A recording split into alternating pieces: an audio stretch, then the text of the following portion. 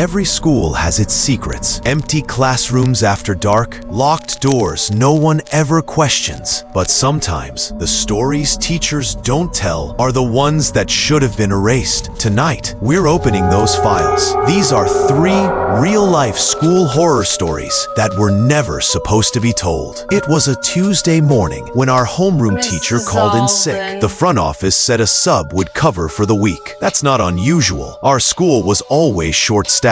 What was unusual was how early she arrived. When I walked into class, she was already there, writing her name on the board, Mrs. Alden. The chalk squeaked like it hurt the board. No one had seen her before. She looked ordinary. Cardigan, beige skirt, the kind of teacher your brain forgets. But there was something off about how still she was when she turned around, like she was adjusting to the idea of being human. By second period, she already knew everyone's names, not just first names, full names, even the ones we never used. When she called roll, she said, Lucas Aaron Wright.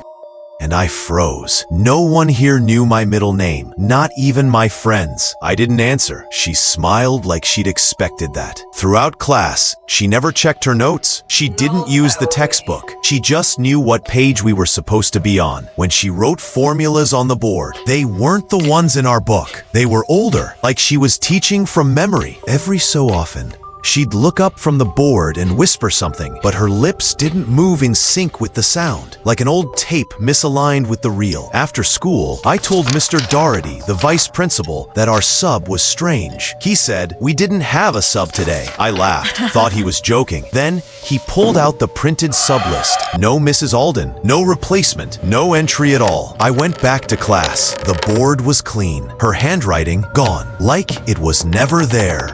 Next morning, she was back. Same cardigan, same faint smell of chalk dust and perfume. She looked straight at me when I walked in. Good morning, Lucas. She said, "Did you sleep better last night?" I hadn't told anyone I'd had nightmares. Not my mom, not my friends, but she said it like she'd watched them with me. During group work, I tried to text my friend Adam about it. Before I hit send, my phone buzzed. New message, unknown number. "Put it away, Lucas." I looked up. Mrs. Alden was staring straight at me, phone still in her desk drawer. Her lips curled slightly. Focus on the assignment. I turned my phone off. That day after lunch, I went to the office again, told them about the texts, about how she knew my middle name. The secretary checked the sub-roster for the whole district. Nothing. She said maybe I misheard the name. I didn't. I could still see it. The white chalk letters burned into my mind.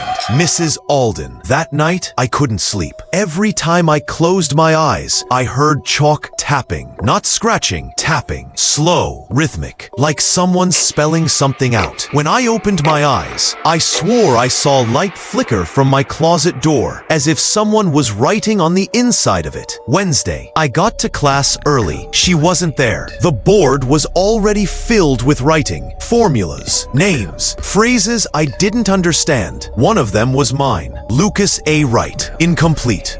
The air smelled like ozone, like after lightning. Then I heard the hallway door open. She stepped in. No bag, no papers, just a folder she kept pressed to her chest. "You shouldn't read ahead," she whispered. I backed up. She walked past me to the board, wiped everything off with her sleeve, except for one word, stay. I ran to the counselor's office, told her everything, the texts, the writing, the missing record. She sighed and said, "Lucas, that's not funny. Mrs. Alden was my teacher when I was your age." My stomach dropped. "That's impossible," I said. "She'd have to be retired decades ago." The counselor finished. "She passed away in 1994. She pulled a yearbook off the shelf, and there she was. Same face, same cardigan, same name written under the photo. Mrs. Evelyn Alden, mathematics." I didn't go back to class that day. That night, I woke up to a sound outside my window, the faint squeak of chalk. I looked out and saw words appearing across the glass from the inside. Incomplete. Then my phone buzzed. Unknown number again. "You didn't finish your assignment." The next morning, my mom found my notebook open on the desk, the entire page filled with equations. Perfect handwriting, not mine. I stopped going to school for a week. When I returned, our regular teacher, Mr. Walker, was back. Everyone acted normal. No one mentioned the sub, but when I checked my attendance attendance record, there was a note, written in pencil, next to my name, graded by Alden. I showed it to Mr. Walker. He frowned. That's weird. No one by that name's worked here in decades. He erased it. But when I looked again later, it was back, darker this time, pressed into the paper like someone wrote it from underneath. It's been 3 years since that week. I transferred schools, changed numbers, even moved towns. But sometimes, I'll wake up to my phone lighting up in the dark. Unknown number. Class begins soon. And on the mirror, faint chalk marks. Always the same 2 words. Incomplete assignment. Some teachers never stop grading, even after their classes are long over. Maybe that's why some records stay closed. Not to hide the truth, but to keep it from calling roll again. Subscribe for more chilling tales, because the next one might already have your name on it.